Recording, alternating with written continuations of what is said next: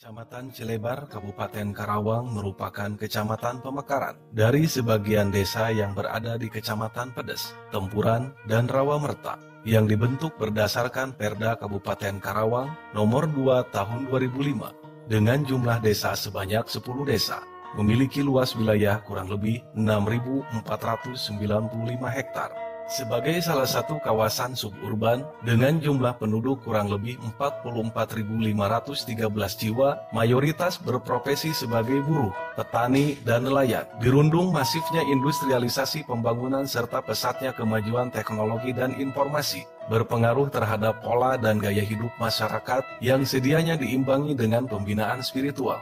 Haji Deni Firman Nur Hakim sebagai Kepala Kantor Urusan Agama Kecamatan Cilebar memiliki kekuatan personil 1 orang penghulu, 2 orang pelaksana, 1 orang penyuluh agama Islam fungsional, 6 orang penyuluh agama Islam honorer, dan 1 orang sukarelawan pramubakti. Bersinergi dengan jajaran Muspika dan seluruh elemen masyarakat secara persuasif mencoba menangkal tantangan tersebut dengan mengusung konsep Kampung Santri sebagai manifestasi dari 7 inovasi program layanan dan pembinaan yang merepresentasikan peranan strategis lembaga KUA sebagai miniatur Kementerian Agama, di antaranya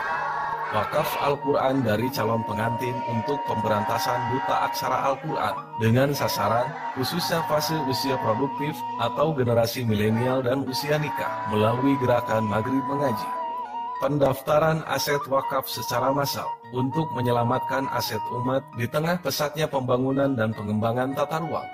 Pencatatan massal hasil sidang isbat nikah sebagai aspek legal untuk memenuhi kelengkapan administrasi bagi masyarakat yang pernikahannya tidak tercatat di KUA. Mengoptimalkan fungsi sarana ibadah melalui penyuluhan dan pelatihan manajemen masjid bagi DKM sebagai media informatif, edukatif, dan advokatif untuk masyarakat.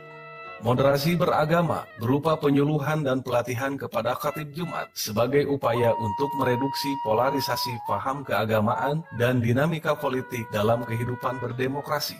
Pemberdayaan potensi ekonomi umat Islam melalui penyaluran bantuan modal usaha secara bergulir dan bebas riba bagi pelaku usaha mikro kecil yang aktif di masjid, musola, atau majelis taklim. Inovasi tersebut merupakan upaya untuk meningkatkan rating kepatuhan lembaga terhadap mandatory spending atas amanah undang-undang demi terwujudnya cita-cita luhur kemerdekaan dan bukti bahwa negara hadir untuk senantiasa berupaya meningkatkan kesejahteraan rakyat sebagai wujud penyelenggaraan tata kelola pemerintahan yang baik demi tercapainya keberhasilan pembangunan nasional melalui pembangunan bidang agama yang diemban oleh KUA dalam melaksanakan sebagian tugas umum